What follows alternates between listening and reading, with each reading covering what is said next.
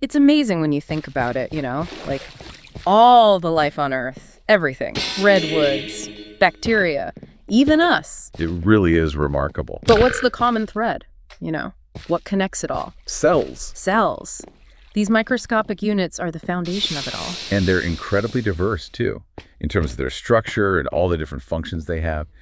But they also share some really critical similarities. Yeah. These common features are what make the basic processes of life possible. And that's what we're going to explore in this deep dive. Exactly. We're going to take all the material you've provided and unpack what makes cells so fascinating and important. Right. We really want to give everyone a clear understanding of these building blocks of life. Without overwhelming them, of course. So we're going to keep it focused. Definitely. So we'll journey from the tiniest level, like the proteins and carbohydrates that make up cells. All the way to the structure of the cell membrane. Yes. And then we'll get into the roles of organelles, those specialized compartments inside. And we'll look at the different types of cells and how they become specialized. Plus, we'll touch on why understanding all of this matters in the real world. Because it really does. So if you're ready to dive into the world of cells, let's get started. Sounds good. So let's start with the basic building blocks. Every cell is made up of certain key components. What are they? Well, there are 5 main players: proteins, carbohydrates, lipids, nucleic acids, and of course, water. And each of these has a very specific role to play. Absolutely. Let's start with proteins. These guys are like the real workhorses of the cell. I mean, they're involved in practically everything. They really are. They're incredibly versatile. Yeah, they provide structural support like scaffolding, and that's called the cytoskeleton. Right. And they act as enzymes. Which are those amazing catalysts that speed up reactions, all those reactions that are necessary for life. Millions and millions of reactions. It's mind-boggling. And proteins are also crucial in cell signaling. Which is how cells communicate with each other. Exactly. Like a perfect example is hemoglobin. It's inside our red blood cells. Hemoglobin, right. And it's a protein that's specifically designed to carry oxygen. Like a tiny little delivery truck. But for oxygen. That's a great analogy. And what's so fascinating about hemoglobin is its shape. It's literally shaped in a way that allows it to grab onto oxygen and carry it throughout the body. It's incredible. So talk about proteins. Now, what about carbohydrates? Are they all about energy? Well, that's their primary role, providing energy. Glucose is the fuel that keeps everything running. It's the main energy source. But they also have these other kind of surprising roles. Oh, like what? Like they're vital for cell recognition. You know how cells identify each other? Well, right. For example, there are these things called glycoproteins, and those are carbohydrates that are attached to proteins. Attached to proteins on the cell surface. Yeah. And it act like little ID tags. Cells can recognize each other. Exactly. And there's another important structural role that carbohydrates play. It's cellulose. Oh, cellulose, right. That tough carbohydrate that forms plant cell walls. It gives them their strength and rigidity. That's like their skeleton. Makes sense. So carbohydrates are involved in energy, identification, and structural support. Yep. Now, let's move on to lipids. Lipids often get a bad rap when we talk about diets, but they are absolutely crucial for cell function. Oh, they are totally essential. Probably the most well-known lipids in cells are phospholipids. Phospholipids. Right. And they're the main building blocks of the cell membrane. They form this barrier between the inside and outside of the cell. Exactly, like a double-layered sheet. A protective barrier. Right. But lipids also act as energy storage. That's what fats are for. Energy storage. And some lipids, like steroid hormones, are signaling molecules. They carry messages between cells. So they have a communication role as well. Yes. And then there's cholesterol. Cholesterol, often misunderstood. Oh, definitely. But it's actually really important for maintaining the fluidity of the cell membrane. The right level of fluidity. Yeah.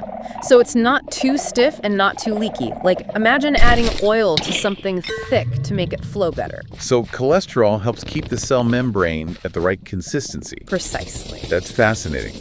So we've covered structure, energy, and the cell's outer barrier. Now let's move into the realm of information storage and transfer. And that's where nucleic acids come in. DNA and RNA. The famous DNA. DNA is like the cell's instruction manual. The blueprint for life. It contains all the genetic information, how the cell works and how to build every single protein it needs. That's remarkable. And RNA is like the helpful assistant. The messenger. Yeah. It takes instructions from DNA and uses them to actually build those proteins. So DNA holds the code, and RNA helps to translate that code into action. They work together. It's this amazing information management system. Absolutely incredible. And finally, we have the one component that's often overlooked, but without it, none of this would be possible. Water. Good old H2O. The universal solvent. It's the medium in which pretty much all the cell's processes happen. It dissolves all sorts of molecules and allows them to move around and interact. It's essential for transport and reactions. For everything, really. It also helps to regulate the cell's temperature. So water is truly fundamental. Absolutely essential for life. Now, we've talked about the basic ingredients, but how are they all organized to create a working cell? Well, let's start with the cell's outer boundary, the cell membrane. That's the barrier that separates the cell from its environment. And it's a really remarkable structure. How's that? The model we use to understand it is called the fluid mosaic model. Picture a lake, but instead of water, it's this constantly shifting layer of oil. Okay, a lake of oil. I'm picturing it. And that's the phospholipid bilayer. Now remember, phospholipids have those hydrophilic heads. Water-loving. And hydrophobic tails. Water-fearing. So they arrange themselves with the heads facing the watery environments both inside and outside the cell. And the tails tucked away in the middle, shielded from the water. Exactly, that creates the barrier. And what else is floating around in this lake of oil? Well, there are various proteins embedded within the phospholipid bilayer. They act as channels or gates to let specific molecules pass through. So they control what goes in and out. Right. And some of them are involved in cell signaling. They receive messages from outside the cell. So communication. Yes.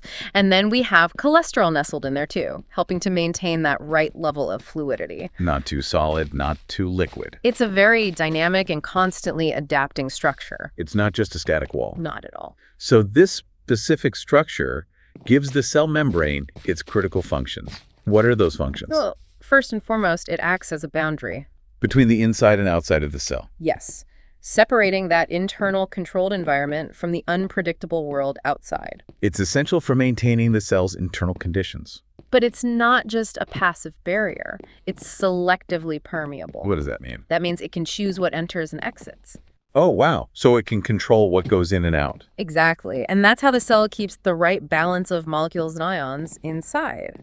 So how do things actually move across this selective barrier? Well, there are two main ways. Passive transport, which doesn't require the cell to use any energy. And active transport, which does. Got it. So let's start with passive transport. Okay. So diffusion is a classic example of passive transport. It's basically the movement of molecules from an area where they're very concentrated to an area where they're less concentrated. So they move down the concentration gradient. Exactly. Driven by their own random motion.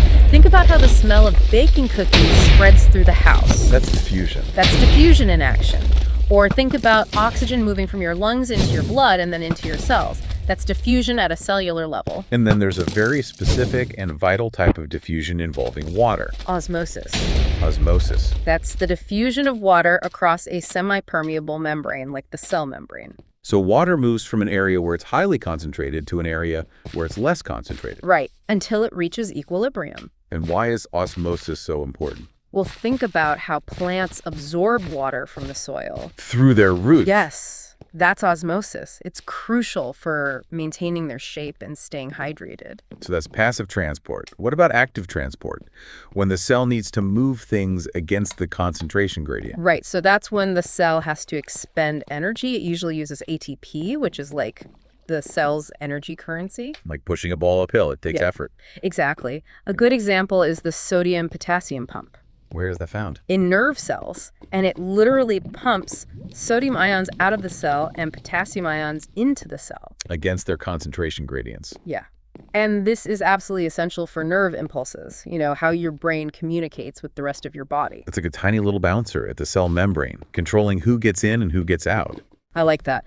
So the cell membrane is this very selective gatekeeper. using both passive and active transport to maintain the right conditions inside. It's amazing how much is going on at that microscopic level. Right.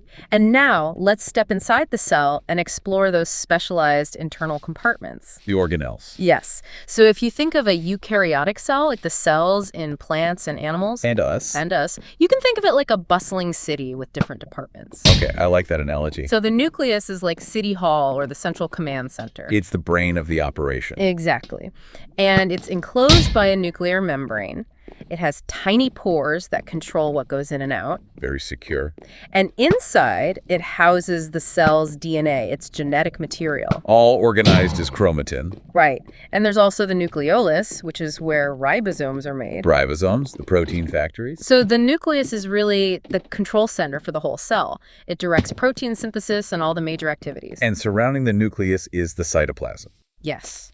The cytoplasm is like this gel-like substance that fills the cell. It's where all the organelles are suspended. Right. And a ton of metabolic reactions happen there. It's like the cell's internal workshop. So it's a very busy place. It's super busy. Now let's talk about those powerhouses that keep the cellular city running. The mitochondria. The mighty mitochondria. These are the organelles that generate most of the cell's energy. In the form of ATP. Right. And they do this through cellular respiration. Breaking down fuel to release energy. Yeah, they're like the power plants of the cell. It's fascinating to think that mitochondria were once thought to be independent bacteria.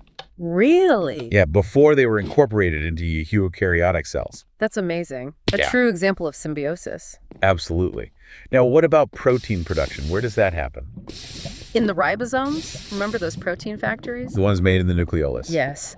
So ribosomes can be free-floating in the cytoplasm, making proteins for the cell to use internally. Right. Or they can be attached to the endoplasmic reticulum. And that forms the rough ER. Exactly. And the endoplasmic reticulum comes in two forms, rough and smooth. So the rough ER, because it has ribosomes, is all about making and modifying proteins. Proteins that are destined for secretion or to be inserted into membranes. And the smooth ER, which doesn't have ribosomes, it has a bunch of other jobs. Like what? Well, it synthesizes lipids and steroids, it detoxifies harmful substances, and it stores calcium ions. So it's a multitasker. Definitely. So proteins are built in the ER. Where do they go next? To the Golgi apparatus. The Golgi apparatus. What does that do? It's like the cell's post office or distribution center. So it processes and packages things. Exactly. It receives proteins from the ER. And lipids too? Right. And it modifies them, sorts them, and packages them into vesicles. Vesicles. Those are little transport bubbles. And then those vesicles deliver the proteins to their final destinations. Which could be inside or outside the cell. So it's a very organized system. Now, we've focused mainly on animal cells so far. What about plant cells? What unique organelles do they have? Well, plant cells have some extra special features, like plastids. Plastids. And there are a few types of plastids. Chloroplasts are probably the most famous. Those are the ones involved in photosynthesis. Right. They contain chlorophyll, which captures light energy. To make sugars. Right. And then there are leucoplasts, which store various substances like starch, lipids, and proteins. So they're like storage units. Yeah. And then there are chromoplasts, which store pigments, like the carotenoids that make carrots orange. And contribute to the colors of many flowers and fruits. So those are the plastids. And then plant cells also have this prominent central vacuole. It's much larger than the vacuoles in animal cells. Yes. And it has a lot of functions. It stores nutrients, waste products, and water. A lot of water. And it's also crucial for maintaining turgor pressure. Turgor pressure. What's that? That's the internal pressure that keeps plant cells firm and the plant upright, like air in a balloon. Oh, I see. So without turgor pressure, plants would wilt. So they'd be floppy. Exactly. Now, what about waste disposal and recycling within the cell? Oh, that's the job of lysosomes. Lysosomes. What are those? They're like the cell's recycling centers. They contain these powerful enzymes that can break down all sorts of stuff. Like what? Worn out organelles, food particles, cellular debris. So they keep the cell clean and tidy. Exactly. And the building blocks can be reused. Very efficient. And then we have those little transport bubbles, the vesicles. Yes, vesicles are constantly moving things around between different organelles and the cell membrane. So we've covered the major players in eukaryotic cells. But it's important to remember that not all cells are created equal. Right. There's a fundamental difference between prokaryotic and eukaryotic cells. Prokaryotic cells are much simpler. They don't have a nucleus or other membrane-bound organelles. Their DNA is just floating around in a region called the nucleoid. And bacteria and archaea are the primary examples of prokaryotic cells. So they're like the simpler, more ancient version of cells. Right. And then eukaryotic cells, with their defined nucleus and all those organelles, they evolved later. And they make up plants and animals. Including us. And now, even within eukaryotic organisms, there's an amazing diversity of cell types. Oh, absolutely.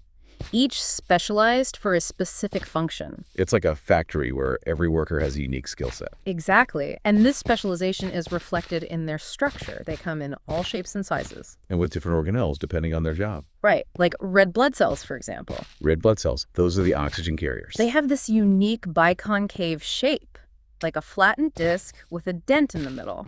And why is that shape so important? Well, it maximizes their surface area, which makes them super efficient at picking up and releasing oxygen. So it's all about efficiency. And they even lose their nucleus as they mature to make more space for hemoglobin. That's amazing. It's all about maximizing their oxygen carrying capacity. Now, what about cells that are specialized for communication? Oh, neurons are a great example. Nerve cells. They can be extremely long, and they have these slender extensions called axons Which transmit electrical signals. over long distances. So they're built for long-distance communication, And then we have muscle cells, which are packed with contractile proteins. allowing them to shorten and generate force.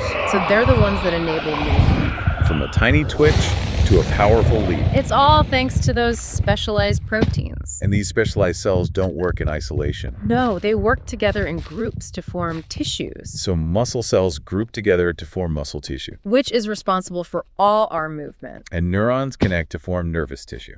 the foundation of our nervous system. Amazing how individual cells can work together to create such complex systems. It really is. Now, we touched on the differences between plant and animal cells earlier, but let's just recap the key distinctions. Okay, good idea. So plant cells have that rigid cell wall made of cellulose. Which provides structural support. Right. And they have chloroplasts for photosynthesis, and they typically have one large central vacuole. Right. And animal cells don't have cell walls or chloroplasts. And their vacuoles are usually smaller. And they have centrioles, which help with cell division. So those are some of the main differences. Now, throughout this discussion, we've seen this really elegant relationship between structure and function. Form follows function. Exactly. Can you give us one more clear example of this? It's a great example is the mitochondrion. We know it's the cell's powerhouse. Generating ATP. Right. But if you look at its structure, its inner membrane is incredibly folded. It has all these intricate folds called cristae. And these folds dramatically increase the surface area available for those energy-producing reactions. So the more folds, the more energy it can generate. Exactly. Structure perfectly suited to its function. Now, the source material also provided some helpful analogies to understand all of this complexity. Yes, like the cell as a factory. It's a great way to visualize it. The nucleus is the control center, ribosomes are the assembly lines, and the Golgi apparatus is the shipping department. It makes it much easier to grasp. Definitely. And beyond just understanding how cells work, this knowledge has some really important real-world applications. Oh, absolutely. In medicine, understanding cell biology is crucial for understanding and treating diseases. Like lysosomal storage diseases. Right. Those are caused by problems with the lysosomes. So knowing how they normally function can help us develop treatments. And in agriculture, scientists are using genetic modification to improve crops. Like modifying chloroplasts to make plants more efficient at photosynthesis. Exactly. So the implications are huge.